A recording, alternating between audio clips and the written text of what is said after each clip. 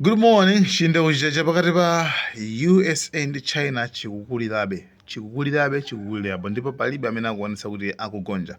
Pamene USA dzulo tinasiyirana pakuti USA inapereka chenjezo ku China kuti achotse misonkho imene China yapereka pobwezera right, poyebwezera USA chifukwa USA inapereka misonkho kwa amene nkhani mwayiyambira pakati tikuchotsereni kumayambiriro mmango.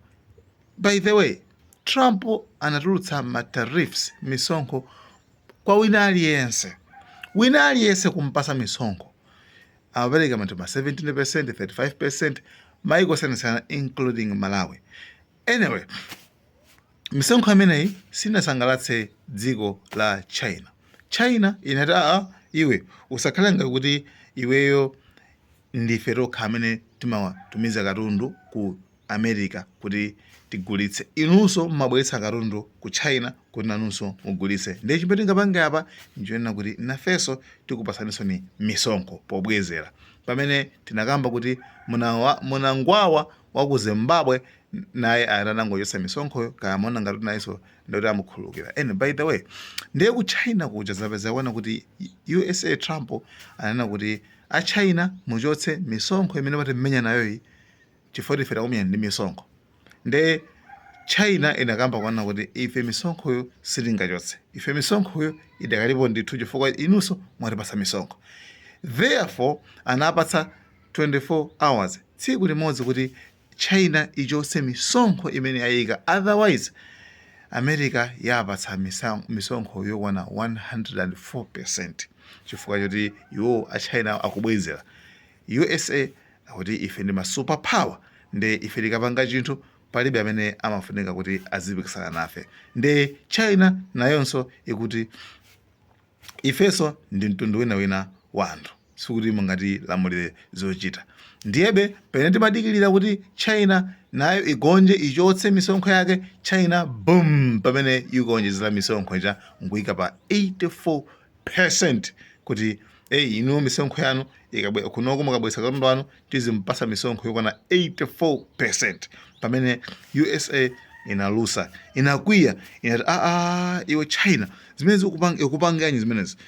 Choncho USA yapereka misonkho yokwana 125% pa katundu aliyense amene azichoka pano ku China kufika mu USA kuti agulitsidwe, zimene zipangitse chintabwalala cha business.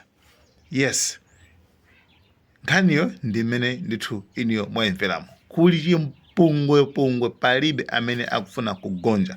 China inabana ma movies aku USA. China yauza nzika zake za ku America kuti isamale ikamapita ku USA. It's like ku USA simalo abwino ndithu ndi malo oyipa.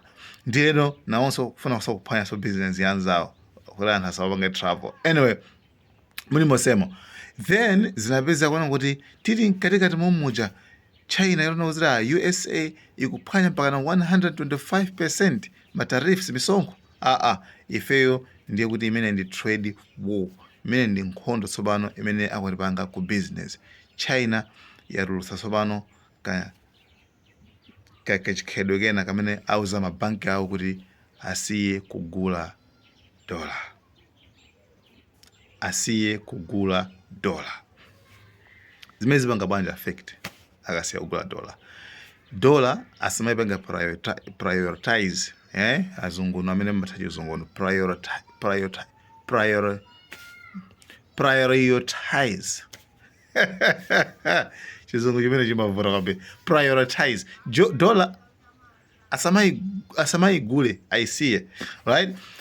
Dola isakhale ngati kuti ndi chinthu chimene chikufunikira kwambiri ku China kwayayi, aziyuza kwambiri ndalama yawo yen. Then kenako zimene zipangitsa kuti akamabwera akamafika mu China muchakapanga zawo azifuna kugula yen osati kuyuza dola.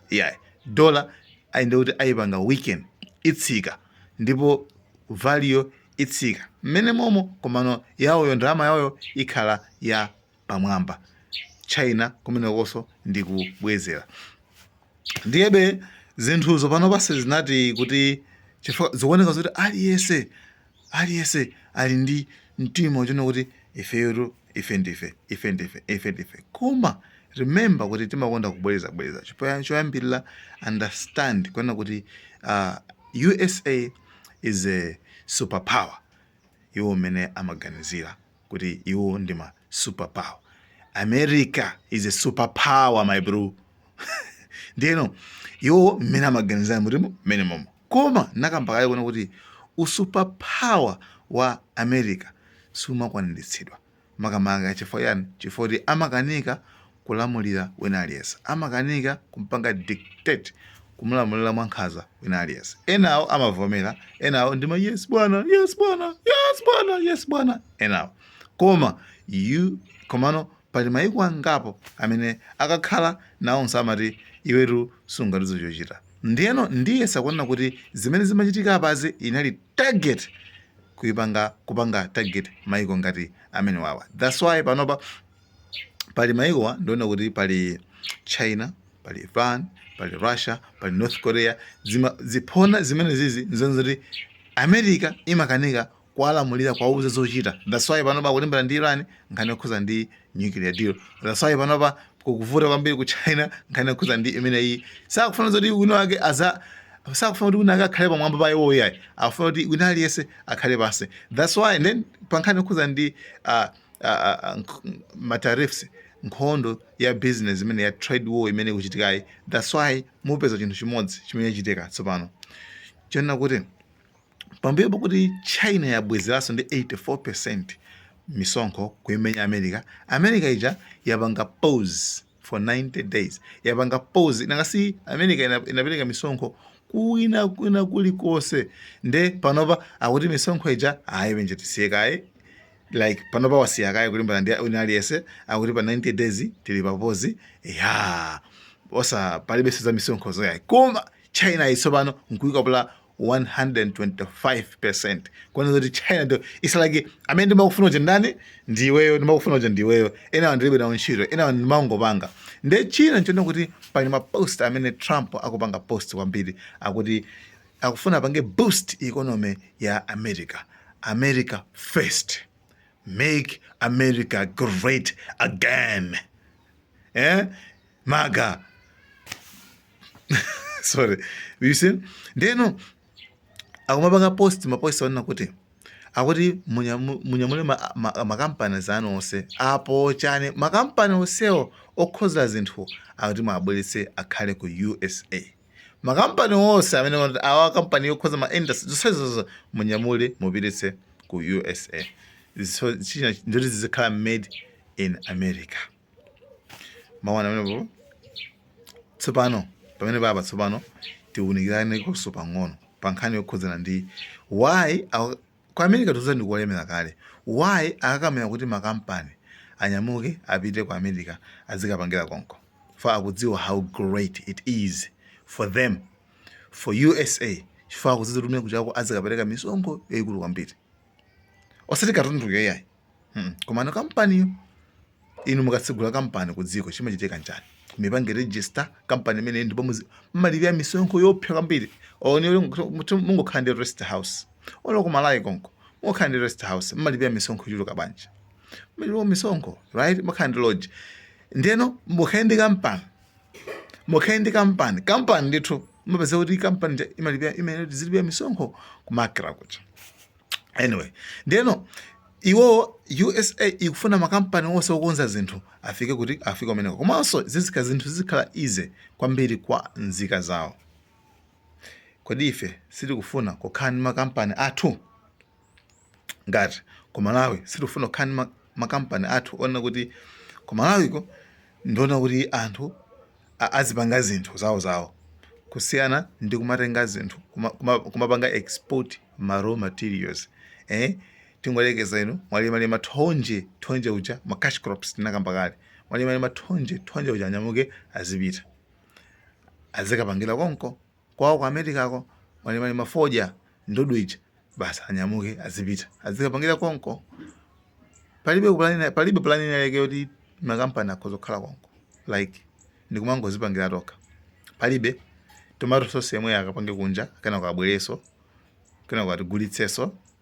You understand? Zinthu ngati zimenezizi zoti anzathu anatsogola kalekale koma ifeyo we seem to be not planning. De siri kupanga plan pa zinthu ngati zimenezizi zimene it's like nangati zingolandira chilichonse toothpick yeneni akapanga kwina leza oneni company yake ikakhale kudziko kwina.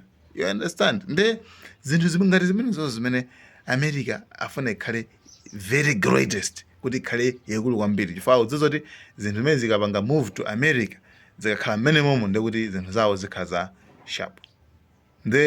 Anyway guys, thank you so much. Nkhani ya China ndi America ndi mmene ikuyenderamo, ndipo pakadali pano tizikupasani ma update kuti akuyenda bwanji kuti mpakana tikafika mapeto. Next video tikamba nkhani zokhuza zingapo, pali ndege ya Bushiri, pali kunzimba asilikali alanda malo ati malo ndi awo, agamula kuti malo ndi awo, anthu akusalire ati kasakire something like that. Nde tilongosole afterwards. Guys, thank you so much. Malawian Cameras. Malawian Camera.